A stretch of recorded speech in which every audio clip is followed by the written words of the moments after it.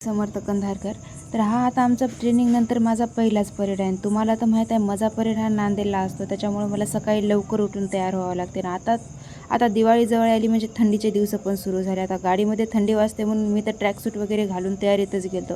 आणि बघा सकाळचा व्ह्यू एवढा भारी दिसत होता आणि हे सगळीकडे धुई पसरली होती. तर तुमच्या इकडे धुईला काय म्हणतात सांगा.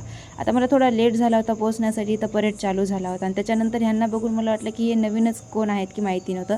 पण त्याच्यानंतर मला माहीत झालं की ते आपत्तीजनक आमचं आज लेक्चर होणार आहे त्याची माहिती देण्यासाठी आले आहेत म्हणून.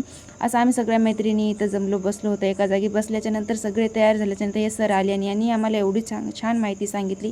आणि म्हणजे माहिती सांगितली नाही तर प्रॅक्टिकली त्यांनी करून पण दाखवलं. आता ही आपत्ती म्हणजे कोणकोणत्या प्रकारची असते किंवा आपत्ती आल्याच्यानंतर आपण त्याच्यातून कसं वाचू शकतो, आपलाच नाही तर दुसऱ्यांचा पण प्राण आपण कसा वाचू शकतो, हे आम्हाला सोप्या आणि साध्या पद्धतीमध्ये यांनी समजून सांगितलं. आणि एवढंच नाही म्हणजे खूप वेळ आम्हाला खूप छान माहिती देण्यात आली. आणि त्याच्यानंतर पूर्ण सेक्शन झाल्याच्यानंतर फोटो वगैरे काढून घेतले आणि मग आम्हाला सुट्टी देण्यात आली. तर आता कसं झालं, आम्हाला ट्रेनिंगमध्ये 8 वाजता जेवून सवय झाली. तर आम्हाला इथं 10 वाजले होते. मला तर काही समजं नाही गेलं. बाहेर आलेल्या पाणीपुरीचा गाडा दिसला की मी तर गेलो तिथंच डायरेक्ट. सकाळी 10 वाजता पाणीपुरी खाल्ली आणि आपल्या नांदेडसारख्या पाणीपुरीची टेस्ट कुठंच दुसरीकडे येत नाही. मी आता बाहेर पण खाल्ल्या होत्या, मला काय नाही आवडली.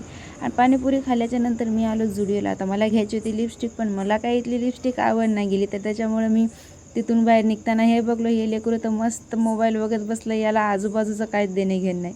तर माझा आजचा दिवस असा होता. आपण भेटूया नेक्स्ट व्लॉगमध्ये. Bye bye.